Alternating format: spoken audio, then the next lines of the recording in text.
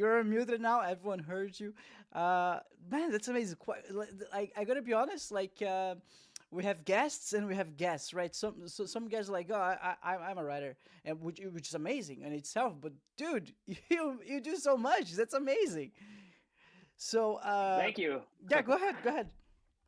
Oh no, I just I like to do a lot, and I don't like to be told to stay in your lane and do one thing. And so I've spent my entire career saying no to everyone who tells me you're doing it the wrong way. And now I'm in my 40s, and I'm really glad I did it my way. I'm having fun, and I think that's the point. Oh yeah, yeah. Let's go, man. This is the most important thing I would say. It's fun.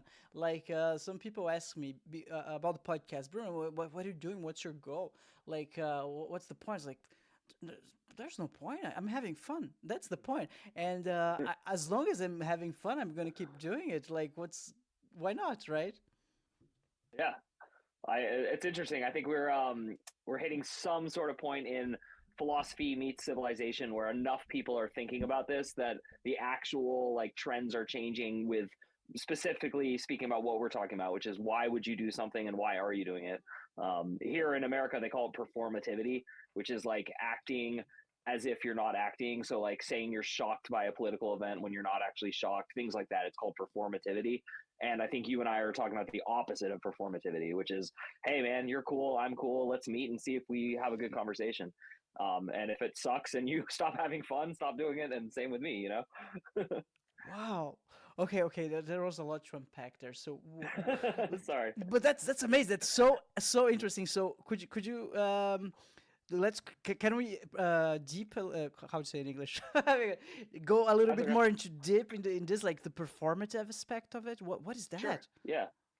Well, so I think I don't know when the term really started, but I can tell you that if you live in the world and you pay attention to America, which a lot of people for good and bad reasons do, you've seen it a long time coming, and it's basically the way like a politician might, like here's an example. They call it pearl clutching, which is like the idea is the metaphor is like you're taking your pearls and you're clutching them because you're so nervous and you're so worried.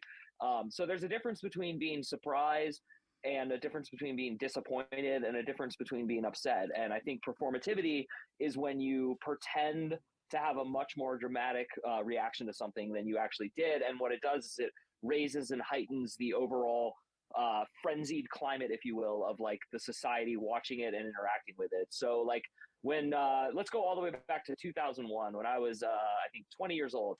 A couple of planes crashed into a couple towers here in America. I don't know if you heard about it. We call it 9/11. Other people, they probably call it the greatest day ever, and other people probably call it that day that affected America. Like, there's three ways to look at it, depending on which culture you come from and what your goals are.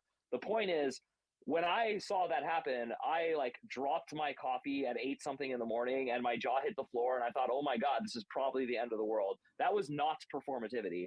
But if I were to pretend that I was shocked when Joe Biden's like barely able to talk carcass came on stage to debate Donald Trump, I would be lying and then some.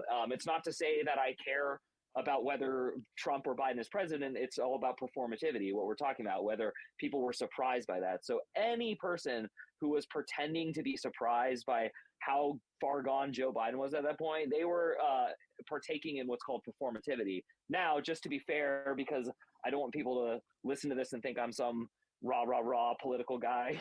The same could be said about any reaction to Donald Trump. It's not specific to your politics or to what's going on. It's specific to your sense of integrity and honesty. So when I talk about performativity, I would say a lot of people, when they're like, hey, like, subscribe, share, like, do what you can, there's a performative element to that. Like, they're not saying it because they really actually are thinking about what they're asking you to do. They just know it's like a slogan and a tagline to say on their podcast.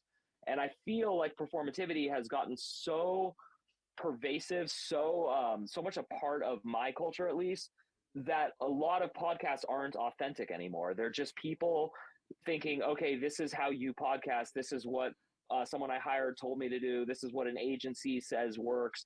But it's not about what works. It's about what makes you happy. Like, you shouldn't be. There's no should. You can do whatever the heck you want, whoever you are listening. But if you're not having fun doing it and you have food on your table and you have a warm bed to sleep in and you have people who love you, stop doing it.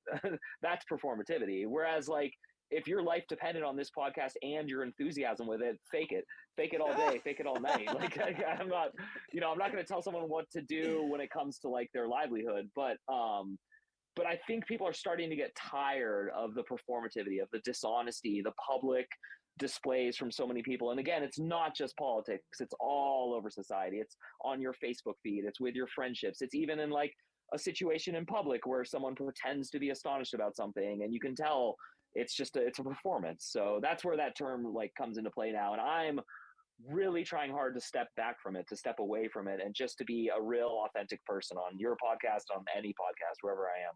Ah, that's beautiful. That's what the world needs right now. That's what's gonna heal the world, in my opinion. And I'm not joking. It feels like I'm being dramatic, but I'm not. Um, and Mike, so the reason why I truly believe that is because like this weekend ChatGPT just released this ChatGPT 4.0. Like the world's like going nuts. You can do anything right now. You can fake anything.